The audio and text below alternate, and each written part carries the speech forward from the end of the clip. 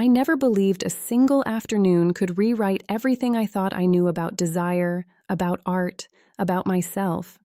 But that gray Thursday in my studio, when two strangers walked in and stayed far longer than any model ever had, that's exactly what happened. My name is Gabriella, and for weeks I'd been staring at blank canvases like they owed me money. The gallery show loomed 2 months away, my agent left voicemails that grew sharper each day, and my hands felt useless. I posted in the local artists forum, portrait artist seeking models, flexible hours, paid, simple, safe. I expected polite headshots, awkward small talk, maybe a decent sketch or two. Instead, I got Cameron and Jordan.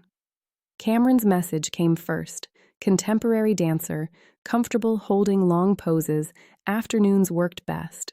The photo showed them caught mid-leap, body arched in perfect tension, every line screaming controlled power and freedom. Then Jordan, writer, occasional model, mornings preferred. Their photo was quieter.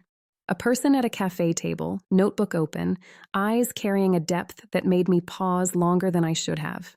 I invited both. Same day, same time, rookie mistake. When Cameron arrived first, the studio door swung open with a rush of cool air. They moved like water, confident, fluid, wearing fitted dance clothes that traced the shape of someone who lived in their body without apology. They wandered the space, pausing at my older paintings, fingers hovering near the canvas edges without touching. "These are incredible," they said, voice warm and low. "The way you freeze motion. It's what I chase every time I step on stage." Before I could answer, the door opened again. Jordan stepped in more slowly, messenger bag slung over one shoulder, jeans soft from wear, button-down rolled at the sleeves. Where Cameron crackled with energy, Jordan carried stillness, like the moment before words land on a page. Their eyes met mine first, then flicked to Cameron. "Oh," Jordan said softly. "Am I interrupting?" "No, yes, I mean I double-booked." Heat climbed my neck. "I'm so sorry." Cameron laughed, easy and bright. "Don't be. Maybe it's meant to happen." They extended a hand. Cameron. Jordan. The handshake lingered a beat too long. I watched their fingers slide together and part, slow, deliberate. Something shifted in the air, not loud, just present. "What if we tried together?" I heard myself say. "All three of us. I've been stuck trying to paint connection, real connection. Maybe this is what I need." They looked at each other, then at me. "I'm in," Cameron said. "Why not?" Jordan added, a small smile tugging their mouth. "Though fair warning, I'm better with sentences than staying still." We laughed, the sound loosening the knot in my chest. I set up my sketch pad near the big windows where the late light spilled gold across the floor. Cameron found a spot near the center, already stretching, arms lifting in a slow arc that made my pencil itch. Jordan settled on the wide window seat, knees drawn up, book open but unread. "Talk to me," I said, charcoal moving before I could overthink it. "Tell me about your work." Cameron answered first, voice carrying across the room. "I'm building a piece right now about shedding skins. The moment you leave one version of yourself behind and step into the next. Like this." They rose onto their toes, arms reaching upward, spine curving in a gentle bow. The light caught the line of their throat, the stretch of shoulders. My hand flew. "Hold that. Please." Jordan watched Cameron with quiet focus. "I write about the spaces between people," they said. "The ache of almost touching, longing that lives in silence." Their gaze never left Cameron's form. I sketched faster, capturing not just the pose, but the way Jordan's eyes traced every curve and line. "Jordan," I murmured, "don't move either. The way you're looking, it's perfect."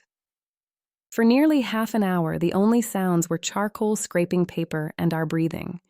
The room felt smaller, warmer.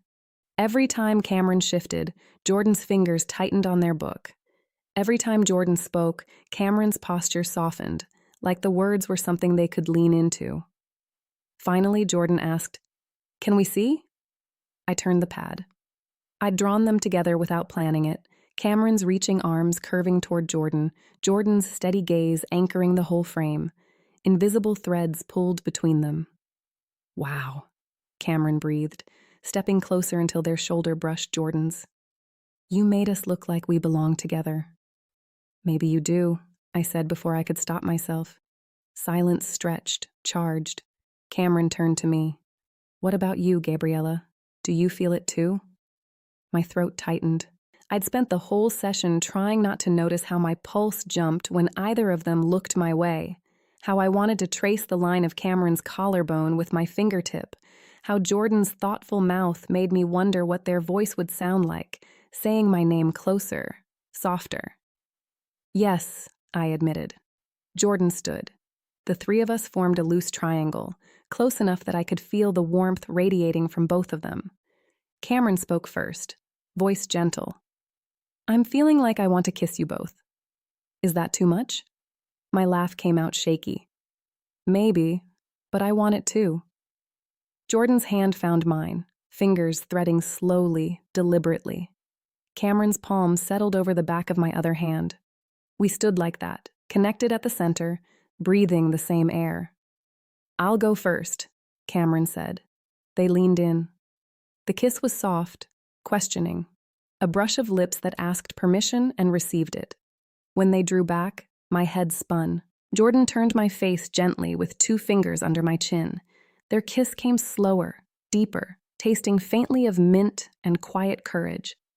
My free hand rose to rest against their chest, feeling the steady beat beneath fabric. Then Cameron and Jordan faced each other. I watched their mouths meet, tentative at first, then sure. A small sound escaped me, half wonder, half ache. "This is crazy," I whispered when they parted. "Probably," Jordan said, thumb brushing my wrist. "Do you want to stop?" Cameron asked. "No." We didn't rush. We let the afternoon unfold like one of my better paintings, layers added slowly, colors bleeding where they met. Cameron posed again, this time reclining on the low platform, one arm draped lazily. Jordan read aloud from their notebook, lines about hands reaching across empty rooms, about hearts learning new shapes.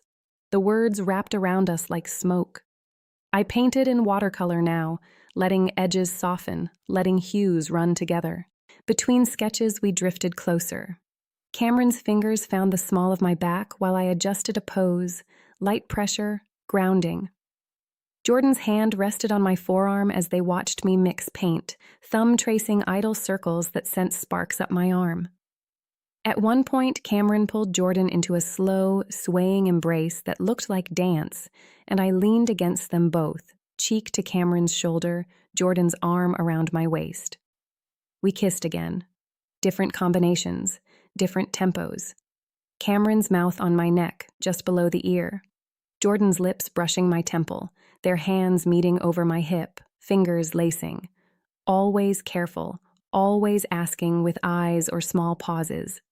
As the light turned purple, we sank to the paint-splattered floor, backs against the wall. Me in the middle, Cameron on my left, leg pressed along mine, Jordan on my right, head resting near my shoulder. "I came here looking for inspiration," I said into the quiet. "I didn't expect this." "What is this?" Jordan asked. Cameron answered before I could. "Maybe we don't name it yet.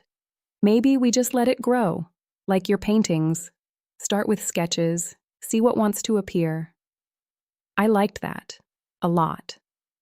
We stayed like that until the room grew dim, hands wandering in lazy patterns, fingers brushing arms, palms cupping shoulders, heads tipping together. No hurry, just the slow burn of wanting to be closer, always closer. When they finally stood to leave, the goodbye kisses felt like promises. Cameron first, soft, lingering, hand cupping my jaw. Jordan next, deeper, steadier, fingers sliding into my hair.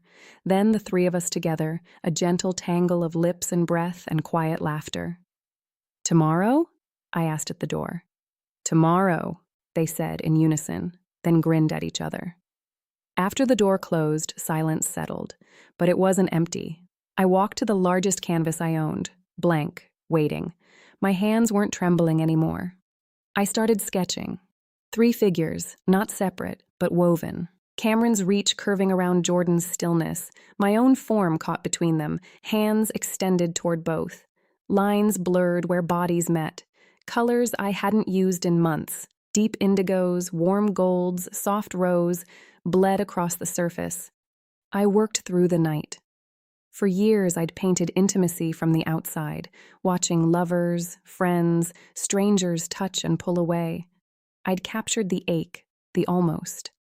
Now I understood the rest, the way 3 people could hold space for each other without anyone being left out, the way longing could multiply instead of divide, the courage it took to say yes to something that didn't fit neat lines.